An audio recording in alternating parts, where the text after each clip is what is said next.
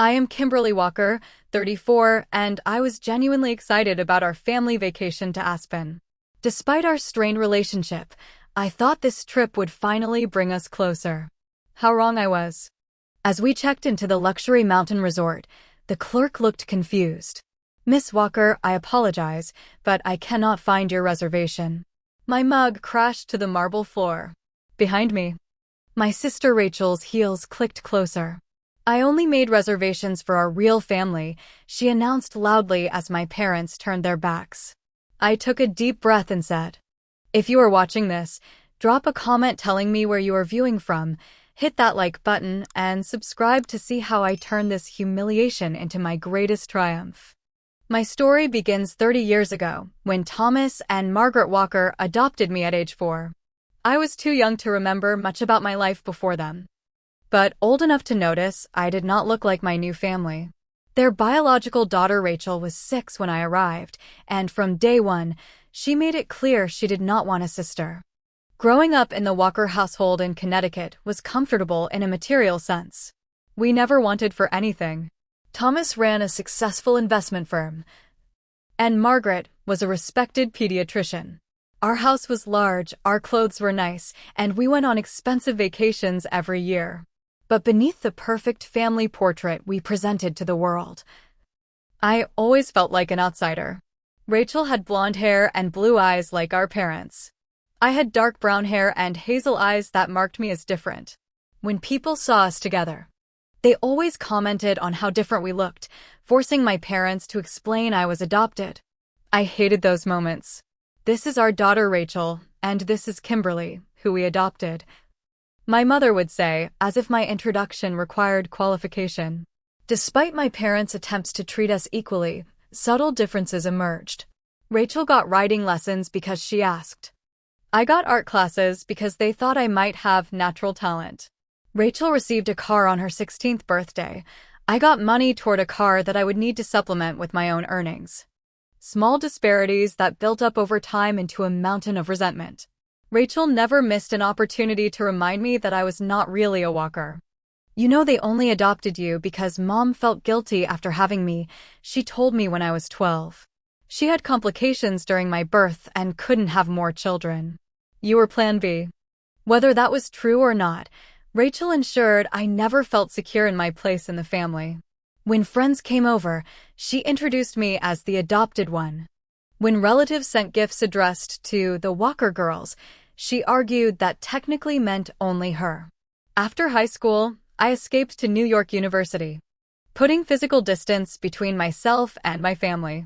While Rachel followed in our father's footsteps and joined his investment firm after college, I built my own path as a graphic designer.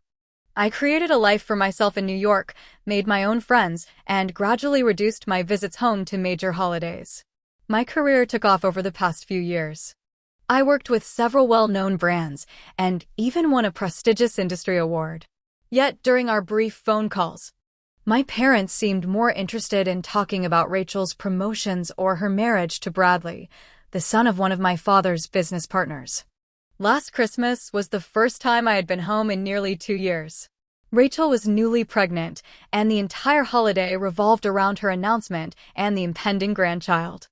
It was during this gathering that my father announced his 60th birthday trip to Aspen. "I want my whole family there," he said, looking around the table. "We will stay at the Mountain Ridge Resort. Margaret and I went there for our anniversary, and it is spectacular." I felt a small spark of hope. Perhaps this trip could be a fresh start for us all. I immediately requested time off from work, which was not easy given my project deadlines. I spent money I had been saving for a new computer on ski gear and winter clothes appropriate for Aspen. I even took skiing lessons at an indoor facility in New York to avoid embarrassing myself on the slopes. The excitement built as the trip approached. My mother created a family group chat to discuss details, and I actively participated, suggesting activities and restaurants. For once, I felt included. Then came the flight to Colorado. I arrived at the airport to find my family already at the gate. They had not told me they were taking an earlier shuttle to the airport. "We thought you would want to come on your own since you are coming from the city," my mother explained weakly. During the flight, I was seated several rows away from them despite having linked our reservations. When we landed and took group photos outside the airport with the mountains in the background, Rachel positioned herself so I was pushed to the edge of the frame. Still, as our shuttle climbed the winding road toward Aspen, I gazed out at the breathtaking mountain scenery and convinced myself things would be different here. The majestic environment seemed to demand a fresh perspective. The air was crisp and clean, the mountains soaring toward a perfect blue sky. Surely in a place this beautiful, old family dynamics could be healed. The Mountain Ridge Resort was even more impressive than I had imagined. The massive timber and stone lodge was nestled among snow-covered pines, with the mountains providing a dramatic backdrop. Inside, a huge stone fireplace dominated the lobby. Comfortable leather furniture arranged around it. Crystal chandeliers hung from the high-beamed ceiling. As we pulled up to the entrance, porters rushed out to collect our luggage. Rachel immediately began instructing them on the careful handling of her designer suitcases. My father was on his phone, finalizing dinner plans with some business associates who happened to be in Aspen that same week. My mother was checking that the gift basket she had ordered for our arrival was properly arranged. I took a deep breath of mountain air and told myself, this is going to be a wonderful week. I had no idea how wrong I was, or that in just a few minutes, my hopes for family reconciliation would shatter like my mug on the lobby's marble floor. We approached the check-in desk together, a picture-perfect family in our coordinated winter wear. The clerk, whose name tag read Brandon, greeted us with professional warmth. "Welcome to Mountain Ridge Resort. How may I help you?" My father stepped forward. "Thomas Walker. We have reservations for the week." Brandon typed efficiently on his keyboard, his smile never wavering. "Yes, Mr. Walker. I have your family's reservations right here. We have 3 rooms reserved under your name." I frowned slightly. 3 rooms seemed odd for 4 people, but perhaps they had booked me my own room as a nice gesture. Brandon continued. "We have a mountain view suite for you and Mrs. Walker, a deluxe room for Ms. Rachel and Mr. Bradley Walker," and he paused, looking confused as he scrolled through his computer. "That appears to be all." "Just the 2 rooms." "That is correct," Rachel interjected smoothly. "Just those 2 rooms." I stepped forward, setting my travel mug on the counter. "There should be a room for me as well. Kimberly Walker." Brandon's fingers moved across the keyboard again. His professional smile faltered slightly. "I'm checking all reservations under Walker. I don't see a reservation for a Kimberly Walker." "That cannot be right," I said, pulling out my phone. "I have all the confirmation emails about the trip. My mother sent them to everyone." Brandon looked genuinely apologetic. "Miss Walker, I apologize, but I cannot find your reservation." That was when my travel mug, which I had placed too close to the edge of the counter, crashed to the marble floor, sending coffee splashing across the polished surface. The sound seemed to echo through the grand lobby, drawing the attention of other guests. Rachel's designer heels clicked on the marble as she stepped closer, a small smile playing at the corners of her mouth. "I only made reservations for our real family," she announced loudly, emphasizing the word real with unmistakable satisfaction. I turned to my parents in disbelief, expecting them to correct this obvious mistake. Instead, they both suddenly became extremely interested in the resort's brochure display, turning their backs as if they could not see or hear what was happening. My face burned with humiliation as I realized this was no mistake. This was deliberate. "I don't understand," I said, my voice embarrassingly small. "Dad said he wanted his whole family there." Rachel laughed, the sound like ice cracking. "You're not really family though, are you? Not by blood. And this is a family trip." The memory of similar childhood exclusions flooded back. The time I wasn't included in the family portrait my parents commissioned for their 25th anniversary. The summer I was sent to regular camp while Rachel went to Europe with my parents. The countless dinner conversations where I might as well have been invisible. Brandon, to his credit, looked mortified on my behalf. "I'm sure we can work something out," he said quickly. "Let me check our availability." "Don't bother," Rachel cut in. "We discussed this as a family, and we agreed we needed quality time with just us Walkers. Especially with the baby coming." She patted her slightly rounded stomach for emphasis. My father finally turned around, clearing his throat. Kimberly, perhaps you misunderstood the nature of this trip. Misunderstood? I repeated, struggling to maintain my composure. You said, and I quote, I want my whole family there. Am I not family? My mother touched my father's arm. Thomas, perhaps we could. Margaret, we discussed this, my father said firmly. This is my birthday celebration, and I want it a certain way. I felt as if I had been slapped. After 30 years, thousands of dollars in therapy, and countless attempts to be good enough, this was still how they saw me. Not family. Not a walker. Not enough. But something inside me had changed since I was that desperate to please adopted child. I had built a life I was proud of. I had friends who valued me. I had clients who respected my work. I did not need to accept this treatment. I straightened my shoulders, blinking back the tears that threatened to fall. I understand perfectly now, I said. My voice steady despite the earthquake happening inside me. I'll find my own accommodation. Brandon, who had been rapidly typing on his computer, looked up. Miss Walker, we do have a cancellation if you'd like to book separately. Perfect, I said, reaching for my wallet. Rachel's eyes narrowed. You're really going to stay here? Don't you think that's a bit pathetic? Following us around like a lost puppy. Rachel, my mother finally protested weakly. What? Rachel challenged. It's not like she's really a walker. She's just someone Mom and Dad felt sorry for and took in. She should be grateful they gave her anything at all. Several nearby guests were openly staring now. An older couple exchanged shocked glances. A woman at the concierge desk actually gasped. I felt something inside me shift. The hurt was still there.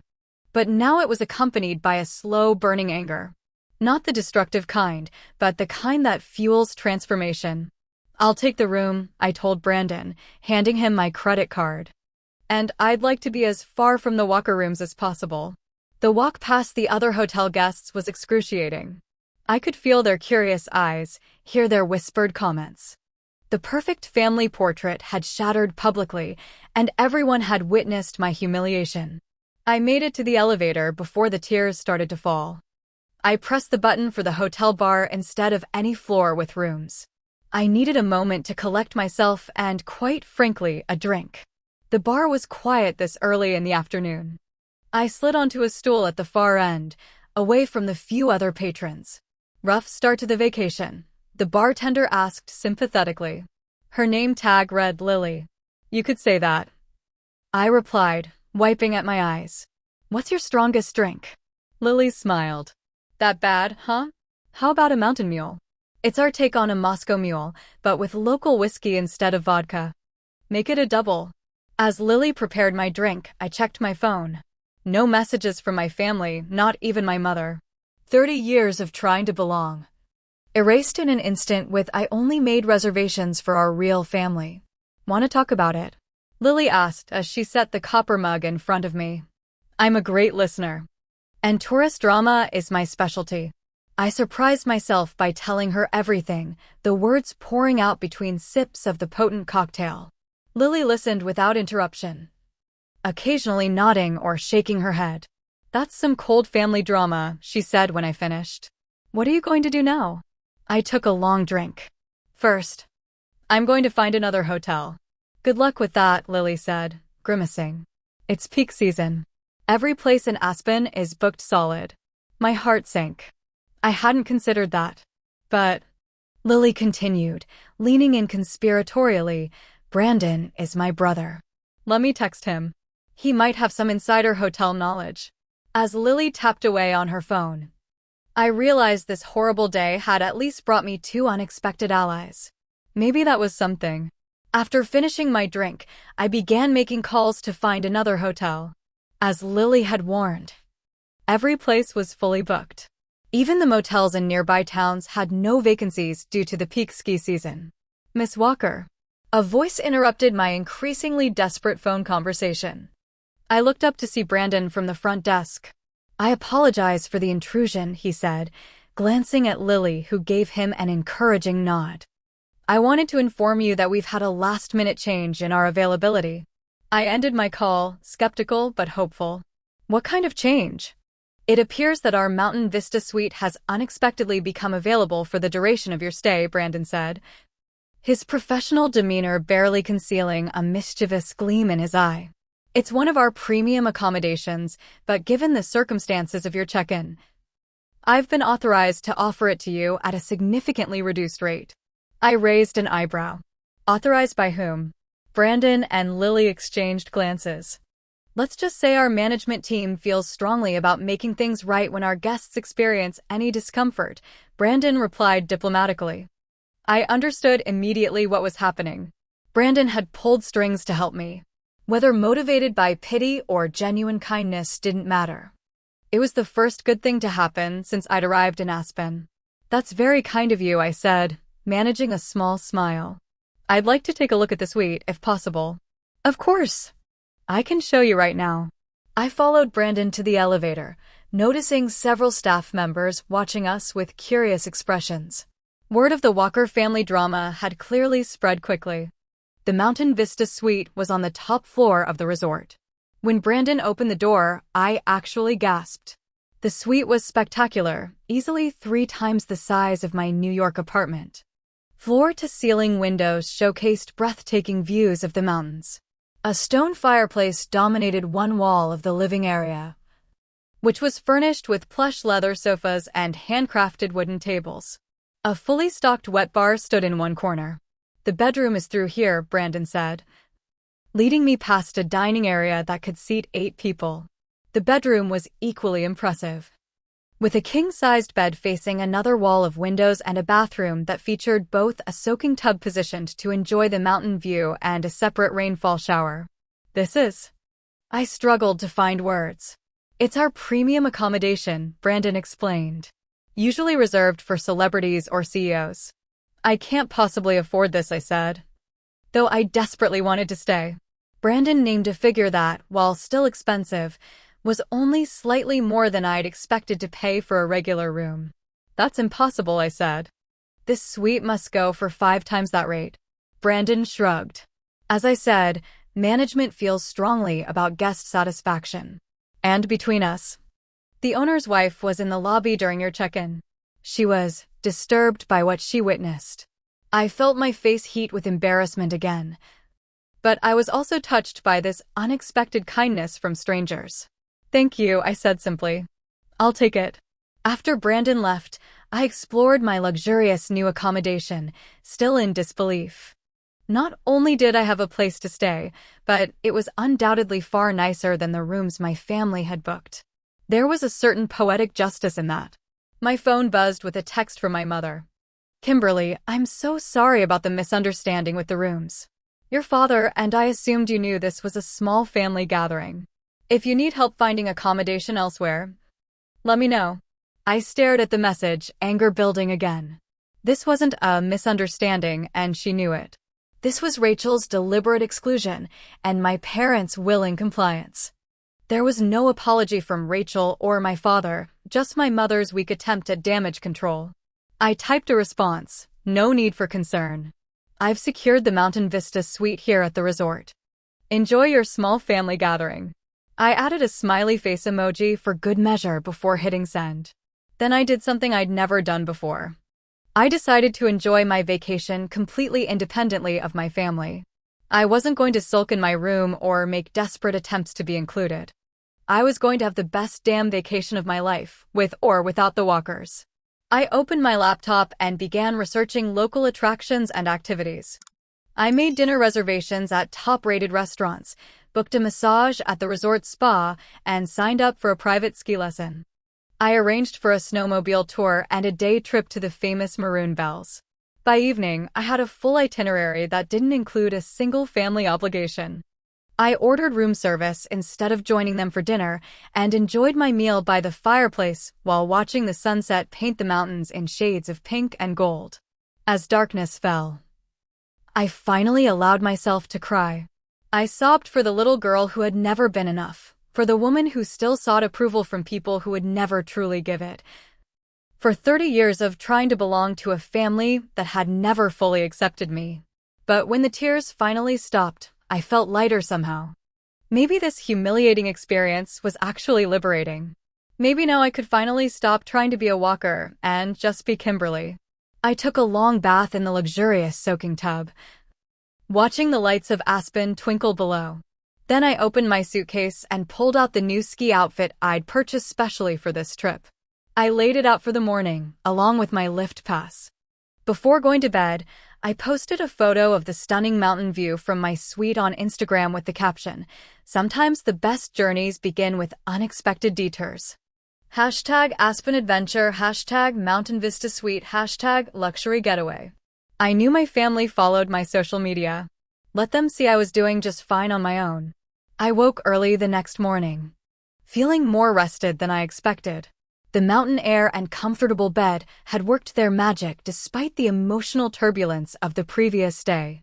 I ordered a breakfast of avocado toast, poached eggs, and fresh berries from room service, then enjoyed it on my private balcony, wrapped in the plush resort robe as the morning sun illuminated the mountains.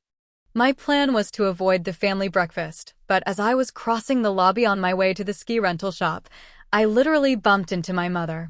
"Kimberly, there you are," she said, looking relieved. "We missed you at breakfast." "Did you?" I asked, unable to keep the skepticism from my voice. "Of course," she insisted. "We're having breakfast in the Alpine room. Why don't you join us?" Part of me wanted to decline, but another part was curious about how they would act after yesterday's scene. I followed my mother to the restaurant, where my father and Rachel were already seated at a table by the window. My father looked up from his newspaper. "Kimberly, good morning." Rachel didn't bother to look up from her phone. "Thought you might have left," she said, still typing with her thumbs. "And missed this lovely family vacation?" "Not a chance," I replied with forced cheerfulness as I took a seat. An uncomfortable silence fell over the table. "I heard you're in the Mountain Vista Suite," my mother finally said. "That must be lovely." Rachel's head snapped up. "The presidential suite? How could you possibly afford that?" "It became available," I said vaguely, enjoying her obvious annoyance. "The view is spectacular." My father frowned. "Those suites are extremely expensive." "Sometimes things work out in unexpected ways," I said, buttering a piece of toast. Rachel's eyes narrowed. "I'm sure they gave it to you out of pity after your little scene yesterday." "Rachel," my father warned, glancing around at nearby tables. "What scene would that be, Rachel?" I asked calmly.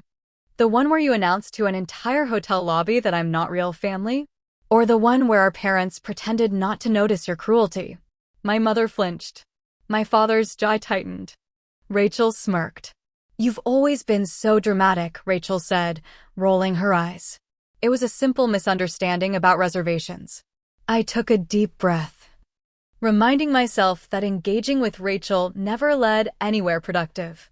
"Well, it all worked out for the best," I said, standing up. "I'm going skiing. Enjoy your breakfast." "We're all going skiing," my mother said quickly. "We could go together." "I have a private lesson booked," I replied. "Maybe another time." As I walked away, I heard Rachel mutter, "She always has to make everything about her." The rental shop was busy with morning customers, but the staff efficiently fitted me with boots, skis, and poles. I had selected a sleek black ski outfit for my first day, paired with a bright blue helmet. Outside on the beginner's slope, I met my instructor, Jason, a tanned, athletic man in his early 30s with an easy smile.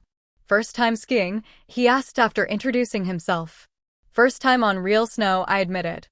"I took some lessons on an indoor slope in New York, but I'm basically a novice." "Well, you've come to the right place," Jason assured me. "We'll have you cruising down the mountain in no time." Jason was an excellent teacher, patient but encouraging. I spent the morning learning the basics of stopping, turning, and controlling my speed. By lunchtime, I was comfortably navigating the easiest green runs. "You're a natural," Jason said as we took a break. "Most first-timers don't progress this quickly." I beamed at the compliment. Must be all that roller skating I did as a kid. "Want to grab lunch at the mountain lodge?" he suggested. "Then we can try some slightly more challenging runs this afternoon." Over lunch, Jason told me about growing up in Aspen and his winters spent teaching skiing and summers as a hiking guide. I found myself relaxing in his company, sharing stories about my design work and life in New York. "So, you're here with family?" he asked. I hesitated, then decided to be honest. "Technically, yes, but we're doing separate things." Jason nodded, not pressing for details. Sometimes that's the best way to vacation. Everyone gets to do what they enjoy. After lunch, we returned to the slopes.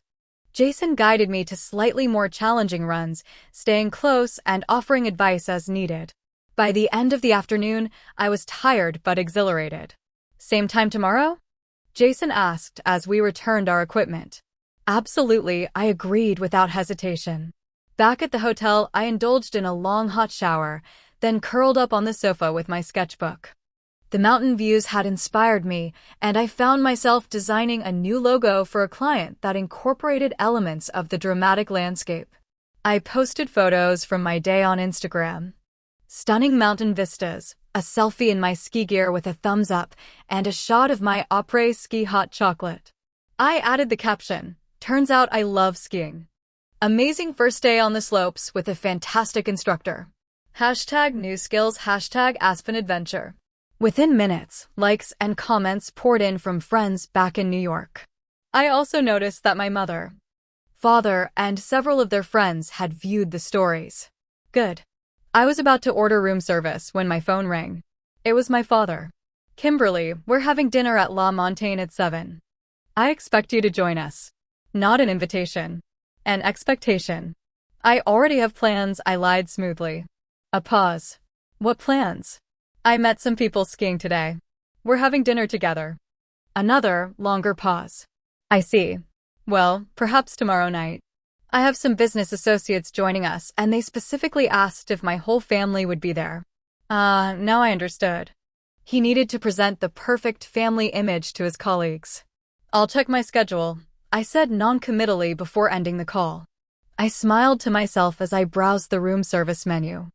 For once, I held the power in our relationship. It was an unfamiliar but not unpleasant feeling. After ordering a delicious salmon dish from room service, I spent the evening working on design concepts, inspired by the day's experiences. Around 9, I decided to check out the hotel's famous fireside lounge for a nightcap. The lounge was busy but not crowded. I found a comfortable chair near the massive stone fireplace and ordered a glass of red wine. As I sipped my drink and watched the flames dance, I realized I was actually enjoying myself despite the family drama. Maybe because I had finally stopped trying so hard to fit in. "Kimberly? Kimberly Walker?" I looked up to see a distinguished-looking man in his 60s approaching my table. "Yes, William Harrington," he said, extending his hand. "I work with your father. I thought I recognized you from the photos in his office." I was surprised to hear my father had photos of me in his office. He had never mentioned that. "It's nice to meet you, Mr. Harrington. Please call me Bill. Are you enjoying Aspen?" "Very much," I replied. "I was supposed to have dinner with your family tomorrow night, but something's come up and I need to return to New York early," he explained. "Since I've run into you, would you let your father know?" "Of course." Bill hesitated, then said, "I hope you don't mind my saying so, but your father speaks very highly of your work. He showed me that campaign you did for the electric car company. Impressive stuff." I blinked in surprise. My father had never indicated he paid any attention to my career. "Thank you," I managed to say. After Bill left, I sat with my wine, contemplating this new information. My father talked about my work? Had photos of me in his office? It didn't align with the man who had turned his back on me in the hotel lobby. As I was finishing my wine, I noticed a commotion at the entrance to the lounge. To my horror, my entire family had arrived, along with several people who appeared to be my father's business associates. They were being seated at a large table across the room. I slouched in my chair, hoping they wouldn't notice me, but luck wasn't on my side. One of the associates spotted me and pointed me out to my father. After a brief conversation with the group, my father made his way to my table. "Kimberly," he said stiffly. "I thought you had dinner plans with friends." "They ended early," I replied, matching his tone. He glanced back at his table, then to me again. "We're having drinks with some colleagues. You should join us." Again, not a request. A command. I was just leaving, I said, standing up. Kimberly, his voice lowered, these are important business connections. It would look strange if you don't join us. I looked past him to the table where Rachel was holding court. My mother was smiling politely, and a group of well-dressed professionals were enjoying their drinks. You mean it would look strange if your daughter was sitting alone across the room while your real family entertained your colleagues? His expression hardened. That's not what I meant. Isn't it? I challenged. Yesterday I wasn't family enough to deserve a room, but today I'm family enough to play my role in impressing your business associates? My father looked genuinely conflicted. Kimberly, it's complicated. No, it's actually very simple, I replied, gathering my things. I'm not available for this performance tonight. Give everyone my regrets. I walked out of the lounge with my head held high, feeling a mix of sadness and strange satisfaction. For the first time in my life, I had denied Thomas Walker something he wanted. It was terrifying and liberating all at once. The next 2 days passed in a blur of skiing lessons with Jason, spa treatments, and peaceful evenings in my luxurious suite. I successfully avoided my family except for brief encounters in the lobby or restaurant. My mother sent occasional texts checking in, which I answered politely but briefly. On the 3rd day of our vacation, a formal envelope was delivered to my suite. Inside was an elegantly printed invitation. The Walker family requests the pleasure of your company for dinner celebrating Thomas Walker's 60th birthday. Private dining room, 7 p.m., formal attire requested. I sat with the invitation for a long time, torn between declining out of self-respect and attending out of curiosity. What would happen if I showed up? What would happen if I didn't? In the end, curiosity won. I had packed a red cocktail dress for just such an occasion, a figure-hugging design that I knew looked stunning on me. I paired it with the ruby earrings my parents had given me for my 30th birthday and black stiletto heels. At precisely 7:15 p.m., I had decided a fashionably late entrance was appropriate. I made my way to the private dining room. I paused outside the double doors, took a deep breath, and then made my entrance. The conversation in the room stuttered to a halt as heads turned toward me. I saw my father at the head of the long table, my mother to his right, and Rachel and Bradley to his left. The rest of the table was filled with business associates and their spouses. About 20 people in all. Kimberly, my mother exclaimed, rising from her seat. You look beautiful. I smiled warmly. Thank you, Mother. Happy birthday, Dad. My father nodded, seeming genuinely pleased that I had come. Thank you for joining us. Rachel's face was a study in barely concealed annoyance. She was wearing a black dress that, while elegant, did not have nearly the impact of my red one. We thought you weren't coming, she said. We were about to order. I wouldn't miss Dad's birthday, I replied pleasantly. A waiter appeared to escort me to my seat, which was at the far end of the table, opposite my father. As I made my way there, I greeted several of his colleagues, including some I recognized from previous family events. Kimberly Walker, said one older gentleman, taking my hand. I've heard wonderful things about your design work. That's very kind. I replied, surprised again that people in my father's circle knew about my career. Dinner proceeded with the usual first course, main course, and polite business conversation. I participated when appropriate, speaking intelligently about market trends and economic forecasts based on my work with various industries. I could tell my father was impressed, though he tried not to show it. Rachel grew increasingly agitated as the meal progressed. Every time I spoke and received nods of agreement or appreciative comments, she would attempt to redirect the conversation to herself or her husband. Bradley just closed a major deal with European investors, she announced during a brief lull. Tell them about it, honey. Bradley dutifully began describing his recent business success, but was politely interrupted by one of the senior partners. That's excellent work, Bradley. You know, Kimberly, your campaign for Volta Electric caught my eye recently. Very innovative approach to marketing sustainable technology. Rachel's face darkened as the conversation turned back to me. I described the thinking behind the campaign, which had indeed been very successful.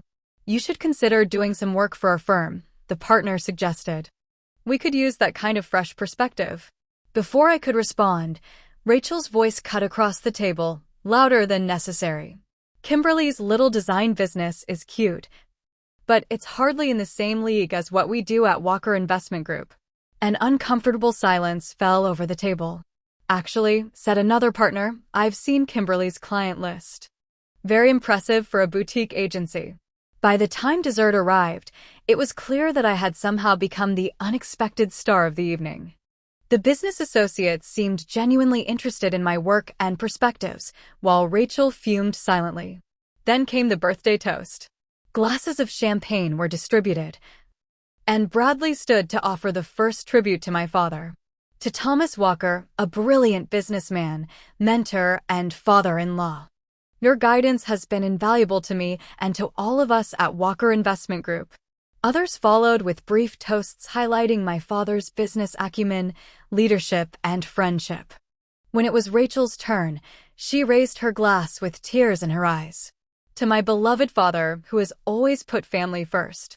Your unconditional love and support mean everything to me. And I'm so proud to be your daughter. I can't wait for you to become a grandfather and continue the Walker legacy. All eyes turned to me, clearly expecting I would offer the next toast. I raised my glass, meeting my father's gaze. To Thomas Walker, a man who built a successful business and reputation through determination and hard work. May your 60th year bring you clarity about what truly matters in life. My father's expression was unreadable as he thanked everyone for their kind words. He then gave a short speech about the importance of business relationships and family, though he notably didn't look in my direction when he mentioned the latter. As dessert was served, a beautiful chocolate cake with Happy 60th Birthday Thomas, written in gold, Rachel clinked her fork against her glass. Dad, Bradley and I have an announcement, she said, beaming. We found out yesterday that we're having a boy, the first male heir to carry on the Walker name. Congratulations erupted around the table. My mother wiped away tears of joy. My father looked genuinely moved. A toast to the next generation of Walkers, someone called out. I sat quietly, watching the celebration unfold. It was so perfectly orchestrated. So perfectly Walker. Rachel had timed her announcement to ensure she reclaimed the spotlight. As the excitement died down, Rachel looked directly at me for the first time that evening. Isn't it wonderful, Kimberly? The Walker bloodline will continue. Something in me snapped. The accumulated hurts of 30 years, the room debacle, the constant reminders that I wasn't really family, and now this deliberate emphasis on bloodline, when she knew perfectly well I was adopted. I set my dessert fork down carefully. The Walker bloodline. Yes, that's clearly what matters most. Well, family is family, Rachel said with a shrug. Is it? I asked, my voice carrying in the suddenly quiet room. Because I've been confused about that lately. 3 days ago, I was informed I wasn't real family and therefore didn't deserve a room on this trip. Yet tonight, I'm seated at the family table as if nothing happened. My mother gasped. Kimberly, this isn't the time. When is the time, Mom? When have we ever actually addressed the elephant in the room? That I've spent 30 years trying to be good enough to be considered a real Walker, and it's never worked? Rachel rolled her eyes dramatically. Here we go again. Always the victim. Rachel, my father warned. No, Dad, I'm tired of her dramatics, Rachel snapped. Adopted kids should be grateful for what they get. Instead, she's always wanted equal treatment like she was born a Walker. The entire room fell silent. Several guests looked deeply uncomfortable. I stood slowly, placing my napkin beside my plate. Thank you for making my point so eloquently, Rachel. For clarifying what I've always suspected but no one would admit. That in this family, I will always be second class because I wasn't born a Walker. I turned to address the entire table. I apologize for the disruption to your evening. This is a family issue that should have been resolved privately, but since it began publicly in the hotel lobby, perhaps it's fitting it continues publicly here. I looked directly at my father. For 30 years, I have tried to earn my place in this family. I've achieved professional success, financial independence, and built a life I'm proud of, hoping that would finally make me worthy of being called your daughter without qualification. But I realize now that nothing I achieve will ever be enough, because the problem isn't me. It's the toxic dynamic we've all perpetuated.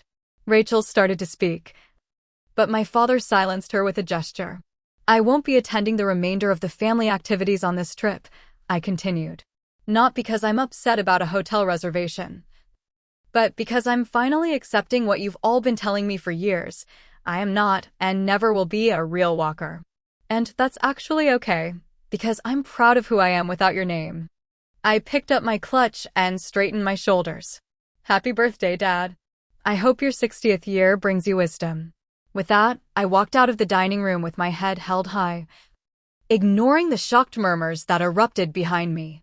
In the hallway, I nearly collided with Brandon, who was walking past with a serving tray. Miss Walker, he said, concern evident in his expression. Are you all right? I realized tears were streaming down my face despite my dignified exit. No, I admitted. But I think I will be. I woke early the next morning, feeling emotionally drained but somehow lighter. After making coffee in my suite, I sat on the balcony watching the sunrise paint the mountains in brilliant gold and pink. The beauty of the scene stood in stark contrast to the ugliness of last night's confrontation. My phone had been buzzing with texts from my mother since I'd left the dinner, but I hadn't responded to any of them. They ranged from, "How could you embarrass us like that?" to, "Please talk to me," to, "Your father is very upset." I had turned off notifications and decided to deal with the fallout after returning to New York. A knock on my door startled me out of my thoughts. Probably housekeeping, though it was earlier than their usual rounds. I wrapped myself in the hotel robe and went to answer. I was stunned to find my father standing in the hallway, looking older and more tired than I had ever seen him. He was still in casual clothes, as if he had dressed hastily. "Kimberly," he said, his voice rough. "May I come in?" I hesitated, then stepped aside to let him enter. He walked to the center of the living area and stood awkwardly, looking around at the luxurious suite. "This is nice," he commented. "Better than our rooms." "What do you want, Dad?" I asked, not in the mood for small talk. He sighed heavily. "I couldn't sleep last night. After you left. The dinner fell apart. My colleagues were," he searched for the right word, "disturbed by what happened." "I'm sorry if I embarrassed you," I said automatically, then caught myself. "Actually, no. I'm not sorry. What Rachel said was cruel, and you and Mom have enabled her behavior for years." "I know," he said quietly. Those two words shocked me into silence. In my entire life, I had never heard Thomas Walker admit he was wrong. "What?" "I know," he repeated, meeting my eyes. "I've failed you as a father, Kimberly." He moved to the sofa and sat down heavily. "May I explain?" "Not to excuse anything, but to help you understand." Still stunned, I nodded and took a seat in the armchair across from him. "When your mother and I adopted you, Rachel was already 6, he began. She had been our only child, the center of our world. The adoption was primarily your mother's idea. After complications from Rachel's birth prevented her from having more children." He looked down at his hands. "Rachel didn't adjust well to suddenly having a sister. She was jealous and resentful. We thought she would get over it with time. But she never did," I said. "No," he agreed. "Instead, she became very skilled at manipulating situations, especially playing on your mother's guilt over not being able to give me a biological son. Margaret always felt that she had somehow failed me, though I never felt that way." I was surprised by this revelation about my mother. As Rachel got older, she learned exactly how to drive wedges between you and us, between your mother and me, always positioning herself as the real child, the biological continuation of the Walker line. He continued. "I see now how I allowed that to happen. How I failed to stand up for you when I should have." "Why are you telling me this now?" I asked. My father ran a hand through his gray hair. "Last night, after you left, Richard Harrington, my oldest friend and business partner, took me aside. He asked me, point blank, if what Rachel said about you not being real family was true. When I tried to explain the complex dynamics, he cut me off." My father's voice grew strained. He said, "Thomas, I've known you for 40 years. I watched you and Margaret bring that little girl home. I've seen her grow into an impressive young woman. If you can stand there and tell me she's not your real daughter because you didn't biologically create her, then I don't know who you are anymore." He looked up at me, his eyes red-rimmed. And he was right. I don't know who I've become, allowing Rachel to dictate the terms of our family relationships. Permitting her to hurt you repeatedly because it was easier than confronting the problem. "Dad," I began, but he held up his hand. "There's more." After Richard left, several other colleagues made it clear they were uncomfortable with how you had been treated. Two of them have adopted children themselves. One of them informed me that his firm would be reconsidering our partnership agreement. I was stunned. "I never meant to impact your business." "That's not the point," he said firmly. "The point is that it took outside observers, people with no personal stake, to make me see how wrong this situation is." How wrong I've been. A soft knock interrupted us. My father went to answer the door, revealing my mother standing in the hallway, her eyes puffy from crying. "Margaret," my father said gently. "Come in. I'm talking to Kimberly." My mother entered, looking uncertain. When she saw me, fresh tears filled her eyes. "Kimberly, I'm so sorry." She crossed the room and, to my surprise, knelt in front of my chair, taking my hands in hers. "I've been a terrible mother. I always told myself I was keeping the peace, trying to make everyone happy, but the truth is I was a coward. I didn't want to confront Rachel or risk upsetting your father." "Mom, please get up," I said, uncomfortable with her position. She rose and sat on the sofa beside my father, wiping at her tears. "Last night, after you left, Rachel said some truly horrible things," my mother continued. "Things I can't repeat. And for the first time, I really saw her. Not as my precious firstborn, but as a grown woman filled with such ugliness and entitlement. A woman I helped create by never setting proper boundaries." "Where's Rachel now?" I asked. "She and Bradley left early this morning," my father replied. "She was displeased with how the evening ended and how our friends responded." "What do you mean?" My father looked uncomfortable.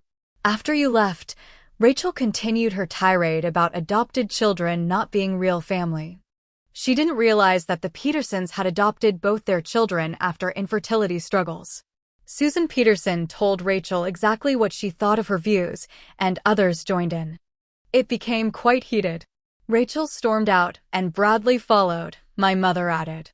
Later, she texted that they were cutting their vacation short and returning to Connecticut today. I felt a complex mix of emotions: vindication that others had finally seen Rachel's true nature, sadness that it had come to this, and a strange sense of relief that I wasn't crazy for feeling excluded all these years. "Kimberly," my father said solemnly, "I know words aren't enough. 30 years of feeling like an outsider in your own family can't be fixed with one conversation. But I want you to know that your mother and I are committed to making real changes. If you're willing to give us another chance." "What kind of changes?" I asked cautiously. "For starters, we'd like to begin family therapy when we return home," my mother said. "All of us, including Rachel, though I don't know if she'll agree. And I want to make it clear that you are my daughter, period," my father added. "Not my adopted daughter. Not my second daughter. My daughter, whom I love and am incredibly proud of, even though I've done a poor job of showing it." I felt tears welling in my eyes. "I've waited so long to hear you say that." "I know," he said, his voice breaking. "And I'm sorry it took this long and such painful circumstances to make me see what I was losing." We talked for nearly 2 hours, discussing painful memories, acknowledging hurts, and beginning the slow process of healing. There were more tears from all of us, but also moments of connection I had never experienced with my parents before. "What about Rachel?" I finally asked. "She's never going to accept me as an equal member of this family." My parents exchanged glances. "Rachel has her own journey," my mother said carefully. "We can't control her feelings or actions, but we can and will control how we respond to them. No more enabling her cruelty. No more pretending not to notice when she excludes you. If she cannot treat you with respect and love, then she will find her relationship with us changed as well," my father added firmly. I should have taken this stand years ago. As they prepared to leave, my father hesitated at the door. "Kimberly, we're staying 3 more days. We would be honored if you would join us for the remainder of the vacation as our daughter. No performance required, no pretending nothing happened. Just a chance to begin rebuilding." I considered his request. "I'd like that," I said finally. "But I also have some activities planned on my own, including ski lessons with Jason." My father smiled. A genuine smile that reached his eyes. "Of course. This vacation should be enjoyable for you too." After they left, I sat in stunned silence, trying to process everything that had happened. For 30 years, I had wanted my parents to acknowledge the family dynamics and stand up for me against Rachel's machinations. Now that it had finally happened, I wasn't sure how to feel. I was cautiously hopeful but also wary. People don't change overnight, and family patterns are deeply ingrained. Yet something fundamental had shifted, and I wanted to believe it could lead to healing. My phone buzzed with a text from Jason, confirming our lesson for the afternoon. I smiled, realizing I was looking forward to it. Whatever happened with my family, I was determined to enjoy the rest of this vacation. Later that day, as Jason and I took a break from skiing, I told him about the morning's developments. "Sounds like a positive step," he said. "But take it slow. Trust has to be rebuilt over time." "That's exactly what I was thinking," I replied, impressed by his insight. "By the way," he added casually, "I was wondering if you might want to have dinner tonight? Not as your ski instructor, but as a date." I smiled, surprised but pleased. "I'd like that." The next few days unfolded in unexpected ways. I split my time between activities with my parents, who were making genuine efforts to connect with me, and time with Jason, exploring Aspen and getting to know each other. Rachel remained in contact with my parents by text, but made no attempt to reach out to me. On our last evening in Aspen, my parents and I had dinner at a quiet restaurant away from the resort.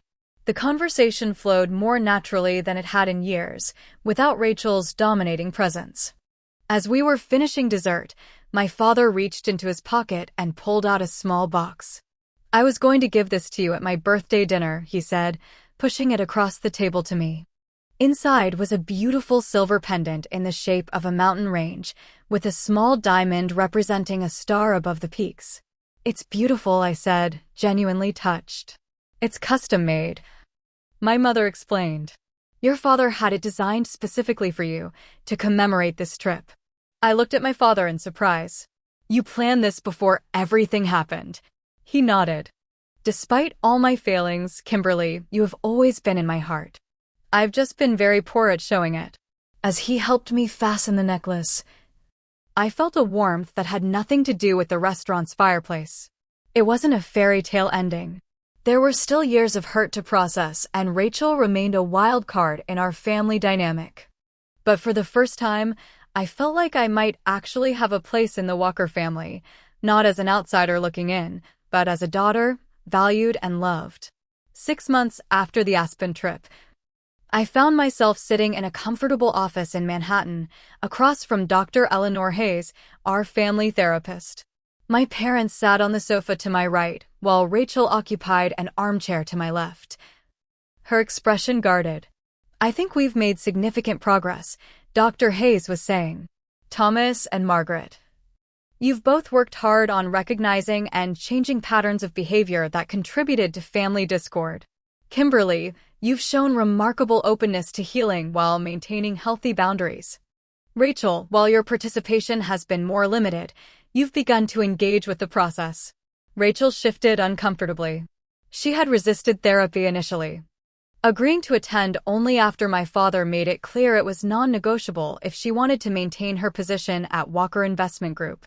Her participation was minimal at best, defensive at worst, but there had been small moments of insight that gave me cautious hope.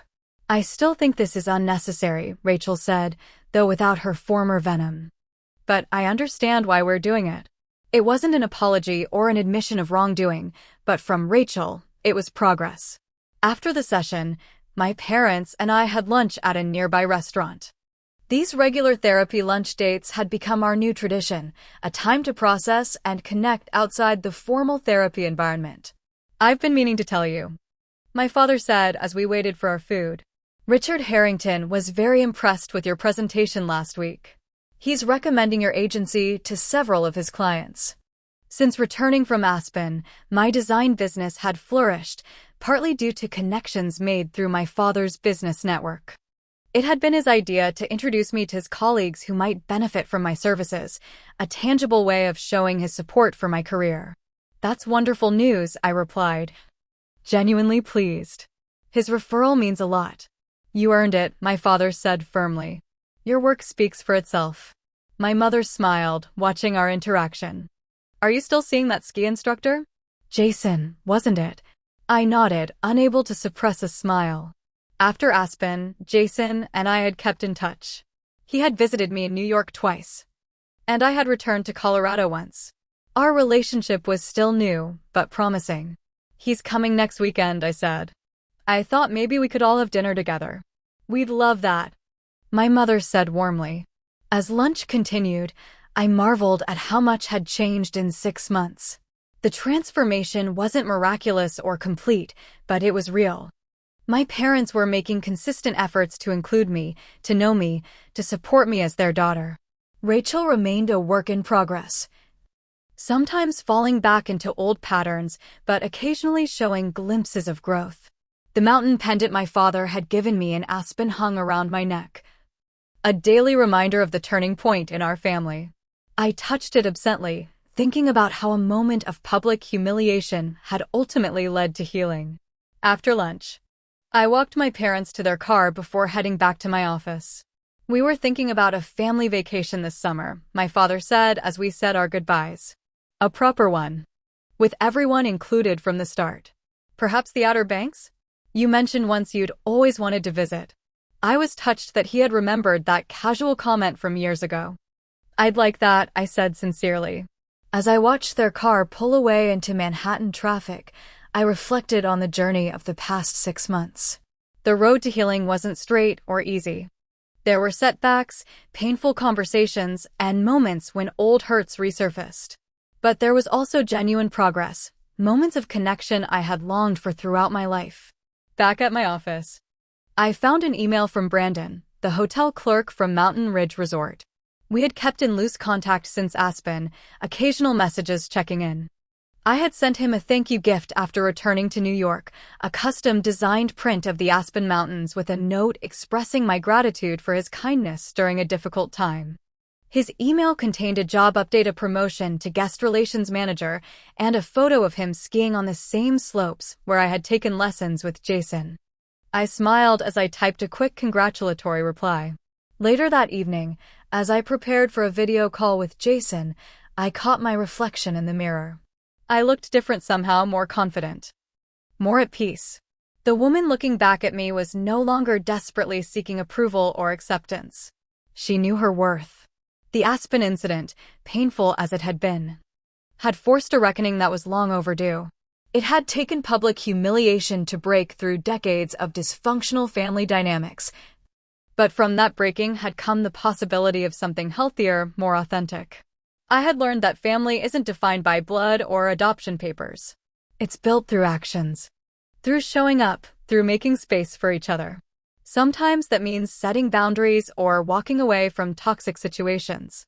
Sometimes it means giving people the chance to make amends when they genuinely want to change. Most importantly, I had learned that my value wasn't determined by whether Rachel or anyone else considered me a real walker. I was Kimberly, a successful designer, a loyal friend, a woman learning to trust her own voice and worth. Being a walker was just one part of my identity, not its definition. As I connected with Jason for our call, his familiar smile filling my screen from his cabin in Colorado, I felt a contentment that had nothing to do with family names or bloodlines. My journey wasn't finished, the healing wasn't complete. But I was on a path I had chosen, surrounded by people who valued me for exactly who I was.